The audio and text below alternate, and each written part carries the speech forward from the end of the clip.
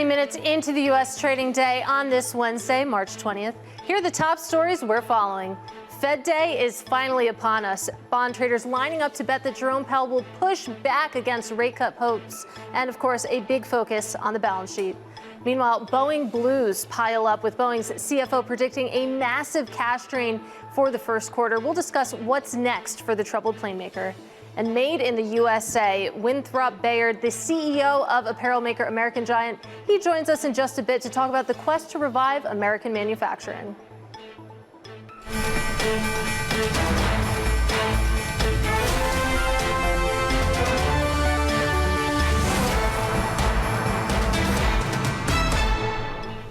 I'm Katie Greifeld in New York. Welcome to Bloomberg Markets. You take a look at markets this morning, and we're in a bit of a holding pattern. As you can see, very small moves behind me. The S&P 500 currently off to the tune of about 0.1%. Same story if you take a look at the NASDAQ 100. Big tech shares also off about 0.1%. And then you take a look at the bond market. Of course, this will be the market to watch starting at 2 p.m. today. But for right now, it is pretty quiet. You can see the 10-year Treasury yield not even down by about 1 basis point there. But again, a holding pattern. Meanwhile, though, shares of Kering, they fell as much as 15% today. That is after the company warned of a steep drop in sales at its flagship Gucci brand, notably in the Asia-Pacific region. You have analysts at Citi calling it a rather worrying signal for the luxury goods market overall. And joining us now to break it down is Bloomberg opinion columnist Andrea Felstead. So, Andrea, what went wrong at Gucci?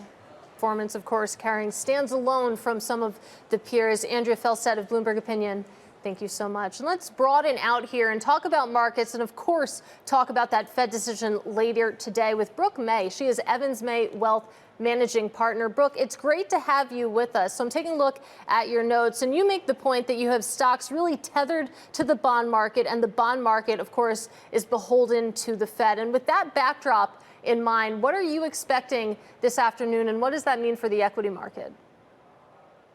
Sort of market. Brooke, stay put. We're going to take a quick look at what's moving underneath the markets. We're going to do that with Bloomberg's Bailey Lipschultz. He is sitting to my left, and Intel getting a whole lot of money. Intel getting a lot of money, close to $20 billion in grants. Remember covering that 3 years ago, and it seems like no one is listening to that analyst because shares currently popping by about 11%. Let's talk about a company that isn't yet public, but we cannot wait to see it go public. What's going on with Reddit? Meme stock, etc. A potential meme stock. A lot of meme traders on Reddit, but we'll continue to follow that one. Bloomberg's Bailey Lipschultz, thank you so much.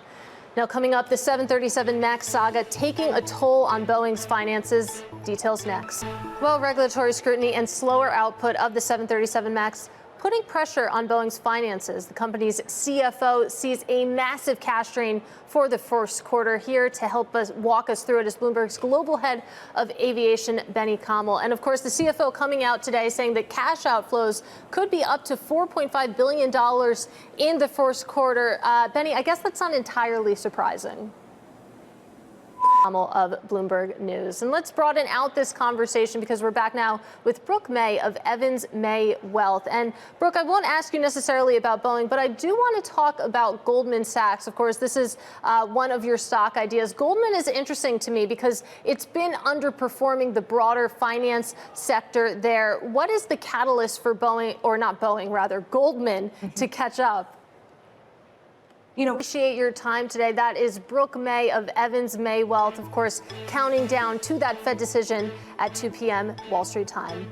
Now, still ahead on this program, we're going to take a look at the companies making the most social buzz today. That's our Social Climber segment up next. This is Bloomberg. All right, it's time now for Social Climbers. Look at the stocks making waves on social media this morning. And first up, JetBlue announcing today it will end service at several cities and reduce flying out of LA and Florida. This is a sweeping overhaul of the carrier's network, of course, as it tries to cut costs. And the changes, they're the most significant since activist investor Carl Icahn revealed a roughly 10% stake and began pushing JetBlue to increase shareholder value. Next up, Israeli car tech company Mobileye and German automaker Volkswagen Volkswagen, they're deepening their partnership around automated driving solutions. Luxury brands such as Audi, Bentley, and Porsche will use Mobileye tech in future car models. And finally, we do have Best Buy making the social rounds after Telsey upgraded the stock to outperform. The firm says that the business showing signs of improvement after 9 consecutive quarters of negative comp sales. Of course, you can follow all the latest company buzz on TREN Go on your Bloomberg terminal. Now coming up, we'll speak to Bayard Winthrop. He is the CEO of apparel manufacturer. All right, well, let's take a look at how the apparel retail industry is faring as consumers continue to face high inflation. Bloomberg's Abigail Doolittle tracked so much. And let's keep this conversation going now on the retail industry because, pleased to say, we're joined now by Bayard Winthrop. He is the founder and CEO of American Giant. And of course, American Giant is an apparel retailer that manufactures its products in the United States. And he joins us now from San Francisco. So American Giant, founded in 2011. Talk to us a little bit, just to set the scene, about the founding mission to be made in the USA.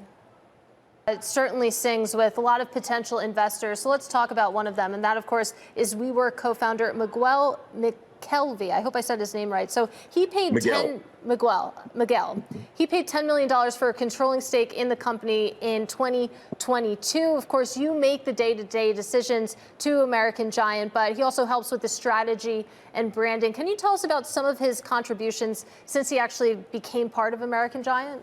Since 2022. Of course, the company, like we mentioned, was founded in 2011. Let's look ahead. In the last minute I have left with you, would you ever consider taking the company public, or are private markets the right place for you?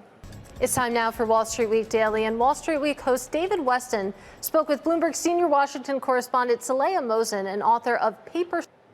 That was Wall Street Week host David Weston speaking with Bloomberg senior Washington correspondent Saleha Mosin and the author of Paper Soldiers: How the Weaponization of the Dollar Changed the World Order. Saleha has been covering the U.S. Treasury Department for nearly a decade.